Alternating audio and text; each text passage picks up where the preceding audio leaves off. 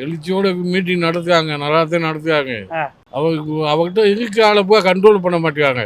இப்போ ஈரோடு மீட்டிங்ல பார்த்துருப்பீங்க நீங்க, ஓரளவு கட்டுக்கோப்போட ஓரளவு கட்டுக்கோப்போடு இன்னைக்கு காலையில் காரில் ஓடினாங்க. ஒரு பொண்ணு வந்து கீழே விழுந்துக்குச்சு ஆ. இன்னைக்கு காலையில். ஓ.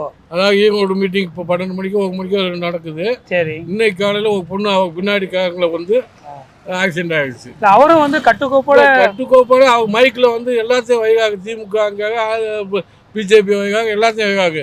நான் ரசிகனை வையலாம்ல, டே என் பின்னாடி வகாதுன்னு சொல்லலாமா இல்லையா? அவங்க தாவேக்கா தரப்புல இருந்து அறிவிச்சிருக்காங்கல்ல, தாவேக்கா தரப்புல யார் சார் அறிவிச்சாங்க சொல்லுங்க? ஸ்டேட்மெண்ட் கொடுத்துருக்காங்க. ஸ்டேட்மெண்ட் கொடுத்தா போமா?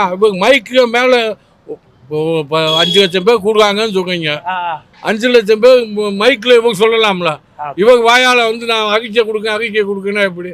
மைக்கை பிடிச்சோடனே சொல்ல வேண்டியதானே சார்? ஓகேங்க சொல்லலாம்ல தம்பிகளா? நான் வந்து எனக்கு வந்து நீங்க ஆர்வத்தோட வாங்க என்னை பார்க்க. நான் கண்டிப்பா ஆட்சிக்கு வந்த பின்னாடி உங்கன்னா வந்து சந்திப்பேன். ஆனா இப்போதைக்கு நீங்க வந்து செய்வதற்காகவே தப்பாவே நடக்குது அப்படின்னு சொல்லலாம்ல மைக்ல? மைக்ல அதை தவிர மற்ற எல்லாத்தையும் பெருசாப்லைங்க.